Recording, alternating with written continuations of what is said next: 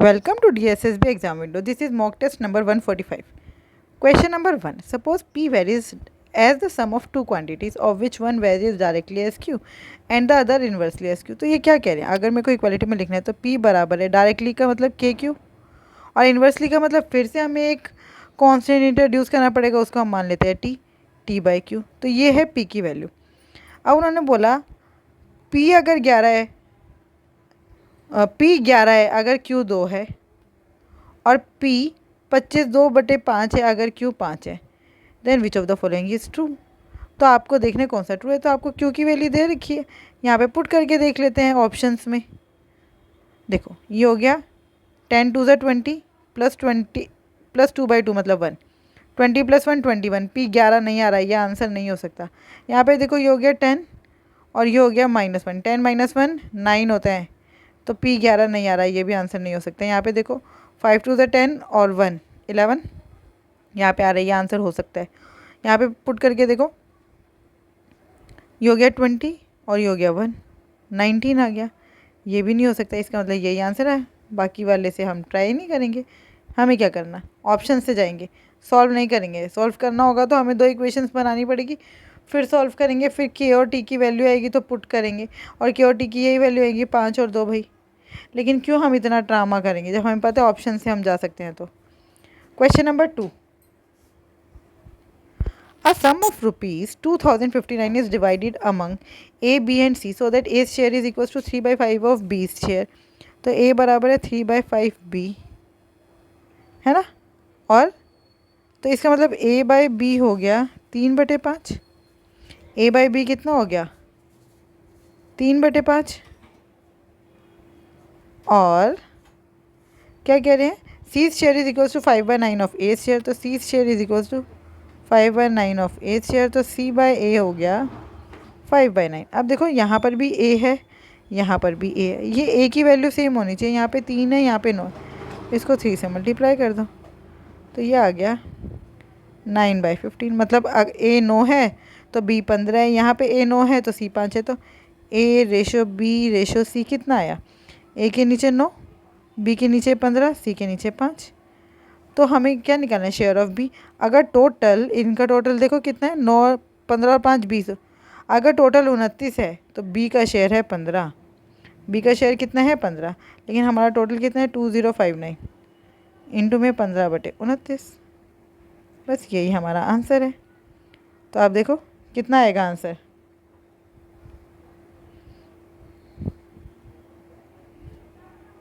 Twenty 29 के table में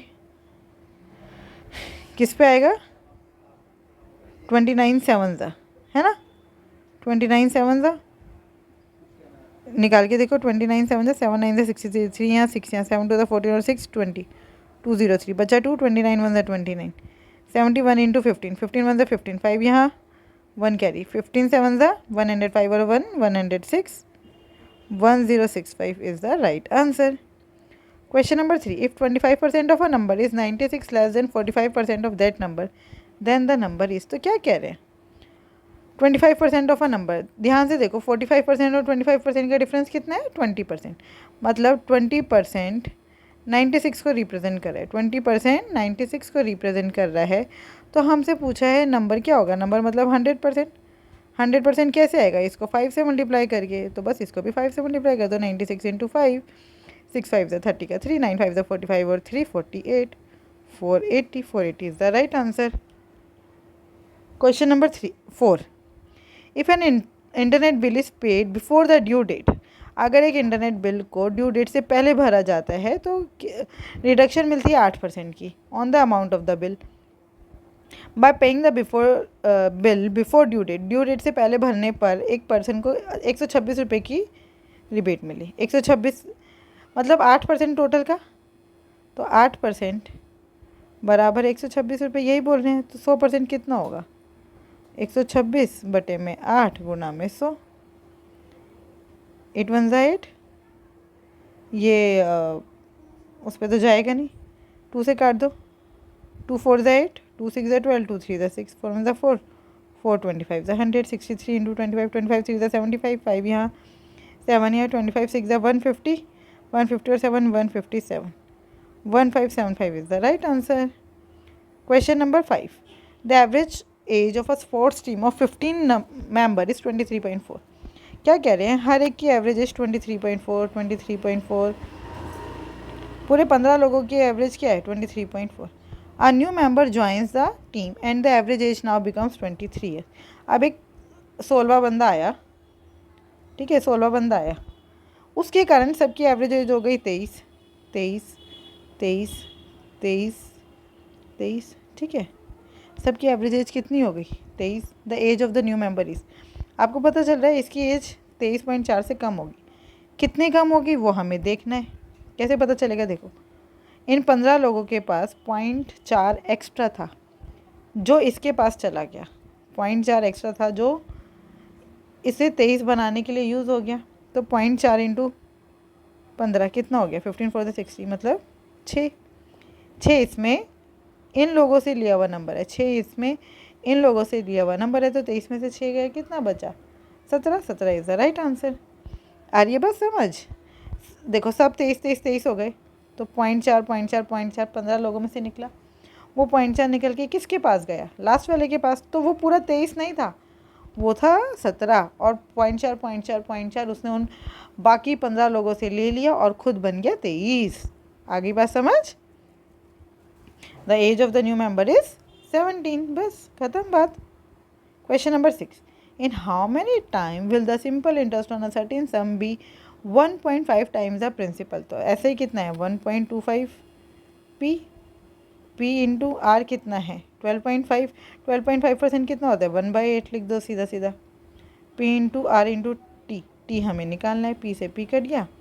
1.25 into 8 कितना हो गया? 8 पूरा प्लस 0.25 इंटू 8 कितना होता है? 2. टाइम हो गया 10 ईयर्स. टाइम हो गया 10 years. Question number 7. When a man rides an electric bike at the speed of 12 km per hour, he reaches his office at 10 a.m. And when he rides at the speed of 18 km per hour, he reaches his office at 9 a.m. तो at what speed he should ride so that he reaches his office at 9:30 a.m. तो ध्यान से देखो क्या कह रहे हैं वो कह रहे हैं एक मैन है जो 12 किलोमीटर की स्पीड से चलता है तो वो अपने ऑफिस पहुंचता है 10 बजे. और अगर वो 18 किलोमीटर की स्पीड से चलता है तो अपने ऑफिस पहुंचता है सुबह 9 बजे. एट वट स्पीड, वो कितने स्पीड पे चले ताकि वो अपना ऑफिस जो है वो 9:30 बजे पहुंच जाए. अच्छा, अब स्पीड क्या होता है? डिस्टेंस अपॉन में टाइम. तो हमें डिस्टेंस पता होना चाहिए और टाइम पता होना चाहिए. देखो, स्पीड है 12 और यहाँ पर है 12 किलोमीटर पर आवर और ये 18 किलोमीटर पर आवर. अच्छा, इन दोनों का एलसीएम कितना है? 36. तो हम डिस्टेंस मान लेते हैं. ये स्पीड है, distance, let distance is equals to 36 kilometre. 36 kilometre. तो यहाँ पे टाइम क्या हो जाएगा? टाइम होता है डिस्टेंस अपन में स्पीड. टाइम डिस्टेंस 36 है और स्पीड 12 है, तो टाइम कितना हो गया? 3 आवर्स. यहाँ पे टाइम कितना हो गया? 2 आवर्स. अच्छा, अब ये देखो, वो 10 बजे ऑफिस पहुँच रहा था, इसका मतलब वो कितने बजे निकल रहा था? इसका मतलब वो कितने बजे निकल रहा था? 10 में से 3 गया, 7 बजे. 7 o'clock वो अपने घर से निकल रहा था 7 AM पर. ठीक है, 12 की स्पीड पे चल रहा था तो ऑफिस 10 बजे पहुंच रहा था, और 18 की स्पीड पे चल रहा था तो ऑफिस 9 बजे पहुंच रहा था. लेकिन अपने घर से कितने बजे निकल रहा था? 7 बजे. अब वो उसको ऑफिस कितने बजे पहुंचना है? 9:30 बजे. कितना टाइम हो गया? 7 से 9:30, 2.5 घंटा. 2.5 घंटा मतलब 5/2. डिस्टेंस कितना है? 36. और स्पीड होती है डिस्टेंस अपॉन में टाइम. टाइम कितना है? 2.5 घंटे. 2.5 घंटे मतलब 5/2. 5 इंटू 2, 36 2 72/5. कितना हो गया? 14.4 इज़ द राइट आंसर. आया समझ? डिस्टेंस हमने लेट कर लिया और हमने लेट कैसे किया? 12 और 18 का एलसीएम. वो लेट करते ही हमें टाइम पता चल गया. टाइम पता चलते ही हमें ये पता चल गया कि सुबह बाइक कितने बजे चलना शुरू हो रही है. अब जितने बजे भी चलना शुरू हो रही है उस हिसाब से हमने 9:30 तक निकाल लिया कितना घंटा है. डिस्टेंस हमने 36 माना ही था तो डिस्टेंस कांस्टेंट है, उसको 36 ही रखेंगे. Question number 8. Study the following table and answer the questions. Marks of 5 students A, B, C, D and E in 4 different subjects in an examination. तो हमें ये A, B, C, D, E के 4 अलग अलग subjects में marks दे रखे हैं. What is the overall percentage of C, C की ओवरऑल परसेंटेज क्या है। तो सी की ओवरऑल परसेंटेज निकालने के लिए हमें क्या करना पड़ेगा, ये मार्क्स हमारे सेम में से होने चाहिए। सेम में से कैसे होंगे, ये 100 में से है, ये 70, ये 70, ये 70, तो इसको भी 70 में से बना लेते हैं। 100 में से उसके कितने मार्क्स है 84, तो 70 में से कितने होंगे 84/100 इंटू 70, कितना हो गया 7 4 से 28 का 8 यहाँ 2 यहाँ 8 7 से 56 और 2 58, 58.8। ठीक है, बस अब 58.8 प्लस 39 प्लस 45 प्लस 49 कितना हो गया 0.8 एज इट इज़। 9 और 8 17, 17 और 5 22, 22 और 9 31 का 3, 5 3 8, 8 और 8 16, 16 और 3 19, 191.8, 191.8 नंबर कितने में से है ये 70 70 70 70 मतलब 280 में से इंटू में 100% परसेंटेज के लिए पॉइंट हटा के नीचे 0, 2 0 से 2 0 कट गई, 7 से काट दो, 7 4 से 28 कितना हो गया ये 7 1 से 7, 7 2 से 14 बचा कितना 5, 51 हो गया, 7 7 से 49 बचा कितना 2, 7 4 से 28, 274/4%। अब बस 274 को 4 से डिवाइड कर दो, कितना आ गया 4 6 जा 24, बचा कितना 3, तो 4 8 जा 32, 68.5%। कितना परसेंटेज है 68.5, तो हम 70 मार्क करेंगे, उससे ज़्यादा पे जाएंगे, पीछे नहीं आएंगे। 68.5 हम लोग क्या मार्क करेंगे 70%। Question number 9, in a 4 sided field the length of the longer diagonal is 98 metre. देखो एक ये कोई भी 4 साइडेड फील्ड है, हमें नहीं पता उसकी शेप क्या है, वो ऐसे भी हो सकता है, ऐसे भी हो सकता है, ऐसे भी। जो इसका लॉन्गर डायगनल है ये है 98 मीटर। तो अपोजिट साइड से उसके ऊपर 2 परपेंडिकुलर है, एक ये और एक ये। ठीक है, इन दोनों परपेंडिकुलर की लेंथ दे रखी है, एक की 23 है, एक की 28 है। अब आपको एरिया ऑफ फील्ड निकालना है। एरिया ऑफ फील्ड कैसे निकालोगे, इस ट्रायंगल का एरिया प्लस इस ट्रायंगल का एरिया। अब एरिया ऑफ ट्रायंगल क्या होता है, half into base into height. तो हाफ इंटू बेस कितना है, दोनों केसेस में 98 है, इंटू हाइट पहले केस में 23 plus half into base into height, दूसरे केस में हाइट कितनी है 28। बस हाफ इंटू 98 तो कॉमन आ गया, 23 प्लस 28 कितना हो गया 8 3 11 का 1 51, ये हो गया 49। अब देखो 49 इंटू 51 ये क्या है 50 माइनस 1, और ये क्या है 50 प्लस 1, क्या बन गया a minus B, A plus B कितना हो गया a² माइनस बी स्क्वायर, 50 का स्क्वायर माइनस 1 का square, 2500 minus 1 is equals to 2499। 2499 is the right answer, 2499 first is the right answer. Question number 10, the following line graph shows the percentage profit earned by two companies A and B over the years. A and B ने कितना profit earn किया है ये हमें दिया है। अब उन्होंने क्या बोला है, प्रॉफिट परसेंटेज का फार्मूला है इनकम माइनस एक्सपेंडिचर अपन में एक्सपेंडिचर। तो आपने इसको सीपी और एसपी के मेथड से करो। आप इसको मानो एसपी, इसको मानो सीपी, तो ये भी हो गया सीपी, तो ये हो गया एसपी माइनस सीपी अपन में सीपी। हमने इनकम को एसपी मान लिया, एक्सपेंडिचर को सीपी मान लिया। आगे बात समझ। अब उन्होंने बोला if the income of two companies were equal in 2019, तो क्या कह रहे हैं एसपी इक्वल है, क्या कह रहे हैं एसपी इक्वल है 2019 में दोनों कंपनीज का। ठीक है, तो बस एसपी क्या होता है, अगर 40% प्रॉफिट है तो एसपी हो गया 140% ऑफ सीपी। ये कंपनी बी है, बराबर है इसका प्रॉफिट है 30%, तो 130% ऑफ सीपी ऑफ कंपनी है, और ये दोनों बराबर हैं, यही लिखा है। इनकम बराबर है मतलब कि एसपी बराबर है। आ रही है बात समझ। बस परसेंटेज से परसेंटेज कैंसिल, 0 से 0 cancel, CP A by CP B, ये इधर डिवाइड में चला गया, 13 इधर डिवाइड में आ गया, ये हो गया 14/13, 14:13 is the right answer. 14:13 is the right answer. Ratio of expenditure पूछा है, एक्सपेंडिचर मतलब सीपी है ना, इजी हो गया question. Question number 11, the difference between the compound interest compounded yearly on a certain some for 1 year at 16% per annum and the compound interest on the same sum at same rate and the same period compounded half yearly is 136। तो ये simple वो question हो गया ना, 2 साल का 2 years का difference दिया है सिंपल इंटरेस्ट और कंपाउंड इंटरेस्ट में, तो वो क्या होता है 2 years difference between simple interest and compound interest is, या compound interest and simple interest is p into में r बाय 100 का स्क्वायर, वो किसके बराबर दिया 136। अब आपको बस ये जानना है r क्या है, r 16% है या कुछ और, तो r है हमारी 8%। क्यों? क्योंकि हाफ ईयरली के टाइम पर आपकी r कितनी हो जाएगी 8%। बस p into 8 by 100 into 100 is equals to 136। काट पीट मचा दो, 4 2 8, 4 3 12, बचा कितना 1, 4 4 16, और फिर 2 1 2, 17 और 8 1 8, 8 1 25 1000 होता है, तो साथ में एक 0। p की वैल्यू आ गई 17 इंटू में 1250। कर दो मल्टीप्लाई, 17 5 0 का 0, 17 5 85, 5 यहाँ 8 यहाँ, 17 2 34 और 8 42, 2 यहाँ 4 यहाँ, 17 1 17 और 4 21, 21,250, 21,000। ये पॉइंट नहीं है, ये कोमा था, तो ये third is the right answer. Question number 12, Ravi Ramesh and Suresh can work together for 1,650। If Ravi and Ramesh together are to do 9/16 of the work, then the share of Suresh. देखो जितना काम कर रहे हैं पैसा उतना ही मिलेगा।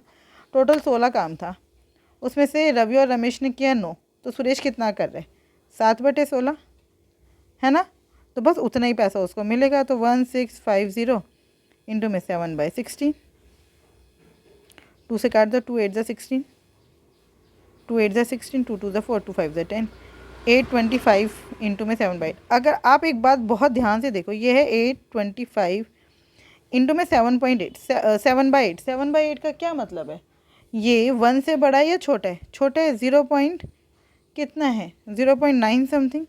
आंसर 825 से थोड़ा सा छोटा होगा, है ना, 825 से छोटा होगा, बड़ा नहीं हो सकता। 825 के बराबर नहीं हो सकता, 975 नहीं हो सकता, 945 नहीं हो, तो 735 is the right answer. Sorry, ये 0.8 के लगभग होगा ना, 8 8 64। तो आपका आंसर कितना है, आपको कैलकुलेट करना ही नहीं है। आप देखो ये 7/8 है, 7/8 का क्या मतलब है, 825 इंटू में 8 माइनस 1/8, यही है ना, 8/8 माइनस 1/8, तो ये हो गया 825 माइनस 825 इंटू में 1/8। आंसर आपका 825 से कम आएगा, है ना, बस 825 से कम एक ही ऑप्शन है, 735। क्वेश्चन नंबर 13, इसको सॉल्व करना है, सिंप्लीफाई, सिंपल। क्या है ये, पहले डिवाइड करेंगे, 5 3 15 और 1 16/3, 16/3 इंटू में 4 2 8 और 1 9, 9/4 मतलब 4/9 लिख दो, इंटू में 9/4 डिवाइडेड बाय, अब ये पहले इन दोनों को सॉल्व करना है, 1/4 इंटू में 7 2 14 और 1 15/2, ऐसे ही है, अपॉन में पहले इसको सॉल्व करेंगे, 8/3 इंटू में 16/15 इंटू में ये डिवाइड का मल्टीप्लाई हो जाएगा 1/5। ठीक है, सॉल्व कर लेते हैं, 9 से 9, 4 से 4 कट गया, तो ये हो गया 16/3। अब डिवाइड का मल्टीप्लाई हो जाएगा और ये उल्टा हो जाएगा, 4 इंटू 2 अपॉन में 15 अपॉन में 8/3 इंटू में 16/15 इंटू में 1/5। ये 15 से 15 कट गया, ठीक है, 16 से 16 कट गया, 4 2 8 से 8 कट गया, 3 से 3 कट गया। अब ये 1 क्या बचा, 1 अपॉन में 1/5, यही बचा है, 5 ऊपर आ जाएगा क्रॉस मल्टीप्लाई होकर, answer is 5। 5 is the right answer. Question number 14, the outer surface area of a 5 centimetre thick hollow sphere is 484 pi. अब आउटर सरफेस एरिया क्या होता है, 4πr²। ये है किसके बराबर, 484 पाई के बराबर। पाई से पाई कट गया, 4 से डिवाइड कर दो, r² बराबर आ गया 121, तो r आ गया 11। इसका मतलब आउटर रेडियस कितनी है 11 सेंटीमीटर, तो इनर रेडियस कितनी हो जाएगी, 5 सेंटीमीटर थिकनेस है, तो इनर रेडियस कितनी हो जाएगी, इनर रेडियस r1, ये r थी तो ये r1 ले लो, इनर रेडियस हो जाएगी 11 माइनस 5 मतलब कि 6 सेंटीमीटर। अब इनर सरफेस एरिया क्या हो जाएगा, 4πr², 4 पाई 6 इंटू 6, 6 6 36, 36 4 कितना हो गया, 6 4 24 का 4 यहाँ, 2 यहाँ, और 4 3 12 और 2 14 पाई वन मतलब 144 पाई centimeter square is the right answer. Question number 15. Aman covers a certain distance at a certain speed. Had he moved 6 kilometre per hour faster he would have taken 4 hour less. देखो हम मान लेते हैं speed है अमन की, speed x kilometre per our और time है अमन का y आवर्स. तो डिस्टेंस कितना हो जाएगा, अमन कितना डिस्टेंस कवर करेगा. डिस्टेंस होते हैं, डिस्टेंस क्या होता है, स्पीड इनटू टाइम. तो एक्स वाई हो जाएगा डिस्टेंस. बस अब Aman had he move 6 kilometre per hour faster. Aman अगर 6 किलोमीटर प्रति घंटा ऐसे दौड़ा होता और तो उसको 4 घंटे कम लगते. ये भी किसके बराबर होगा, एक्स वाई के. सॉल्व कर लो. X Y plus 6y minus 4x minus 24 बराबर है एक्स वाई, है ना. डिस्टेंस तो हर केस में बराबर ही रहेगा ना. ये x प्लस वाई क्यों लिखा है मैंने, ये होगा एक्स वाई. कट गया, ये हो गया 6y minus 4x is equals to 24. ये हो गई फर्स्ट इक्वेशन. दूसरी इक्वेशन देखो. If he had moved 8 kilometre per our slower. यहाँ पे आप चला होता x माइनस 8 की स्पीड से तो उसको लगते 10 घंटे ज़्यादा. तो अभी डिस्टेंस तो बराबर ही रहता है एक्स वाई के बराबर. बस X Y minus 8y plus 10x minus 80 is equals to X Y. X Y से एक्स वाई कट गया, ये हो गया minus 8y plus 10x is equals to 80. ये हो गई सेकेंड इक्वेशन. बस अब इनको सॉल्व करना है. कैसे सॉल्व करेंगे, सेम करो कोई ना कोई एक को. तो 8 और 6 कैसे सेम हो जाएंगे,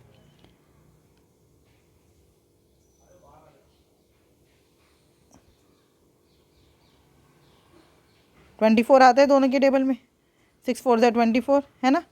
इसको 4 से मल्टीप्लाई कर दो और इसको 3 से मल्टीप्लाई कर दो. तो यहाँ पे कर दें हम, चलिए इसको 4 से मल्टीप्लाई करते हैं. 6 4 ज़ा 24y माइनस 4 4 ज़ा 16x इज इक्वल्स टू 24 4 ज़ा 4 4 ज़ा 16 4 2 ज़ा 8 96 हो गया. दूसरा है ये माइनस 24y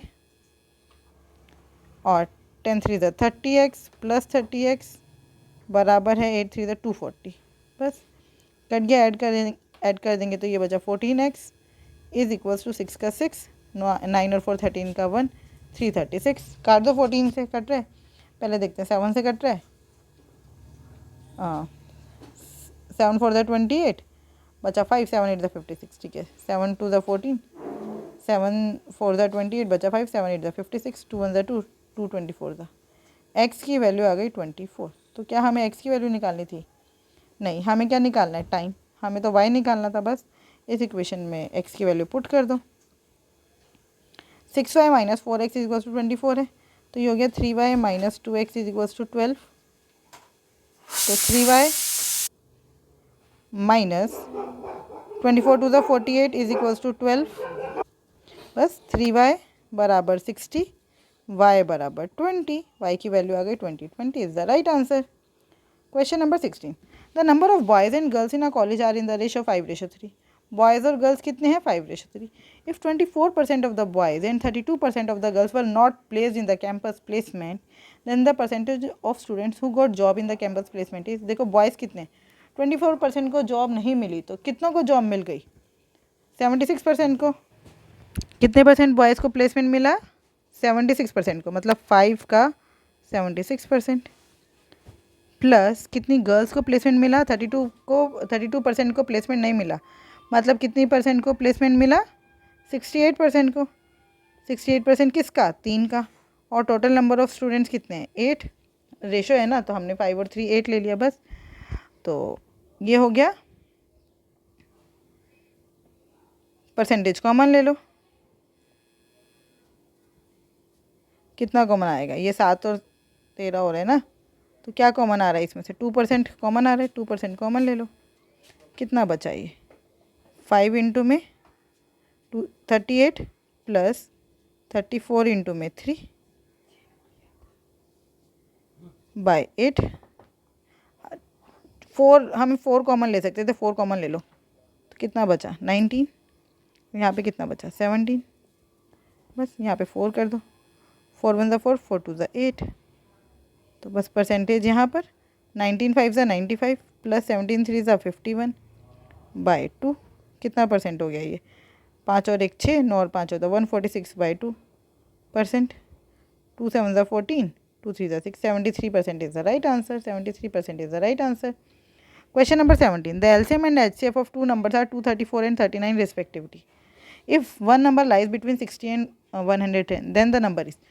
देखो LCM और HCF का क्या मतलब है, जो नंबर हैं वो हैं 39A और 39B, और A और B क्या है कोप्राइम, A और B क्या है कोप्राइम, और LCM क्या हो जाएगा, LCM हो जाएगा 39 इंटू A इंटू B बराबर 234, यही लिखा है, 39 1 ज़ा 39, भाई 3 से काट लेते पहले, 13 3 ज़ा 39, 3 7 ज़ा 21, बचा कितना 2, 3 8 ज़ा 24, 13 1 ज़ा 13, 13 6 ज़ा 78, A इंटू बी आ गया आपका 6। तो A और B की क्या क्या वैल्यू हो सकती है, या तो 2 इंटू 3 हो सकता है, या 1 इंटू 6 हो सकता है ना। तो अब अगर मैं 1 इंटू 6 लेती हूँ तो A और B की वैल्यू क्या हो जाएगी, मतलब नंबर्स क्या हो जाएंगे, एक तो हो जाएगा 39 और दूसरा हो जाएगा 39 इंटू 6। तो ये तो आंसर हो नहीं सकता, क्योंकि उन्होंने बोला एक नंबर 60 और 110 के बीच में लाई कर रहे हैं। इसका मतलब हमारे A और A की वैल्यू है 2, B की वैल्यू है 3, ये नहीं हो सकता। बस जो 60 और 110 की जो बीच में लाई करेगा वो होगा 39 इंटू 2, 9 2 18 का 1, 3 2 6 और 1 7, 78, ये वाला ही पूछा था हमसे, 78 इज़ द राइट आंसर। ठीक है, अब लेकिन हम बेवकूफ़ थे कि जो हमने इतना नंबर मेथड किया, मैंने आपको समझाने के लिए किया। अगर पेपर में आता तो मैं ये कुछ नहीं करती। मेरे को पता है जो मेरे नंबर्स हैं वो 39 के मल्टीपल हैं, जो मेरे नंबर है वो क्या है 39 का मल्टीपल है। 39 के मल्टीपल देख लो, ये है 39 का मल्टीपल, ना 96 है, ना 84 है, ना 64 है। बस यही आंसर हो सकता था, यही आंसर मार्क करना था पेपर में। आपको समझाने के लिए मैंने पूरा मेथड बता दिया, लेकिन अगर एग्जाम में आएगा तो आप सीधा 78 मार्क कर दोगे, क्योंकि आपको पता है जो मेरे नंबर है वो HCF के मल्टीपल ही होते हैं, right. Question number 18. The following pie chart shows the expenditure of a country on various sports during a particular year. Study the graph and answer the following question. Approximately how much percentage less is spent on kabaddi than on cricket? Kabaddi पे 9% खर्च हो रहा है, cricket पे 22%। तो हम percentage हटा के रुपीज़ मान लेते हैं, मतलब कबड्डी पे हमने 9 रुपये खर्च किया और क्रिकेट पे 22, तो कितना कम खर्च किया, 13 रुपये कम खर्च किया, किसके मुकाबले 22 के मुकाबले, इंटू में 100, बस परसेंटेज 2 11 ज़ा 250 ज़ा 30 इंटू 50 कितना होता है 13 5 ज़ा 65, 650 अपन में 11 कर दो, 11 5 ज़ा 55। अच्छा अगर ये 660 होता तो 11 6 ज़ा 66 हो जाता, तो 66 के पास क्या है नियरेस्ट 59%, यही आंसर है ना। सिर्फ 10 के पीछे आपका 60% नहीं हो पा रहा, तो और 10 कितने के बराबर है, लगभग 1% के बराबर है, क्योंकि 1% बराबर 11 है ना, बस तो हो गया। Question number 19. A television set marked at rupees 17,500 is offered at rupees 14,000. कितने का डिस्काउंट मिलेगा 3,500 का, किस पर 17,500 पर, इंटू में 100%, बस 2 0 से 2 0 कट गई, तो आप डिवाइड कर देते हैं, 7 1 ज़ा 7, 7 2 ज़ा 14, बचा कितना 5, 7 5 ज़ा 35, और ये भी हो गया 7 5 ज़ा 35, 25 2 ज़ा 50, 20% is the right answer, 20% discount मिल गया। Question number 20. 2 men and 3 women can do a piece of work in 30 days. 2 men, हमने मान लिया जो मैन का 1 डे का वर्क है वो है m यूनिट्स, और 3 वुमेन का 1 डे का वर्क है 3 w यूनिट्स। तो एक दिन में कितना काम किया 2m + 3w, कितने दिन तक काम हो रहा है 30 डेज तक, तो ये हो गया टोटल वर्क। अब दूसरे तरीके से देखो, 5 मैन ने एक दिन में काम किया 5m यूनिट्स, 4 वुमेन ने एक दिन में काम किया 4w यूनिट्स, और कितने दिन तक काम कर रहे हैं 15 दिन तक, तो ये भी टोटल वर्क है। दोनों बराबर होंगे, 15 1 ज़ा 15, 15 2 ज़ा 30, ये हो गया 4m + 6w is equals to 5m + 4w, तो कितना हो गया m बराबर है 2w, मतलब m/w आ गया 2/1। अगर वुमेन 1 यूनिट एक दिन में काम कर रही है तो m जो है वो 2 यूनिट काम कर रहे हैं एक दिन में, ठीक है। तो बस अब हमें पूरा काम कितने दिनों में कंप्लीट करना है? 14 दिनों में। 14 दिन में काम कंप्लीट करने के लिए तो पहले देखो टोटल वर्क कितना है, 2m, 2 2 ज़ा 4 प्लस 3 इंटू 1 3 इंटू में 30, ये तो है आपका टोटल वर्क। और कितने दिनों में कंप्लीट करना है? 14 दिन में। तो 14 से डिवाइड कर दो, आपको पता चल जाएगा आपको एक दिन में कितना काम करवाना है। 4 और 3 7, 7 1 ज़ा 7, 7 2 ज़ा 14, 2 15 ज़ा 30, मतलब आपको 15 यूनिट काम पर डे करवाना है। ठीक है, 15 यूनिट काम कितने दिन करवाना है? पर डे करवाना है। 7 वुमेन के साथ कितनी और वुमेन चाहिए? देखो, एक वुमेन एक दिन में कितना काम करिए? 1 यूनिट। 7 वुमेन कितना करेंगे? 7 यूनिट। हमें काम कितना करवाना है? 15 यूनिट। तो कितनी और औरतें चाहिए? 8। 8 औरतें और आ जाएंगी, तो 8 और 7 15, 15 यूनिट काम हो जाएगा एक दिन में। बात खत्म। तो आई होप आपको ये बहुत अच्छे से समझ आया होगा। फिर भी अगर कोई डाउट है तो आप मुझसे पूछ सकते हैं @maths PS1 पर। Thank you, keep learning, keep practising.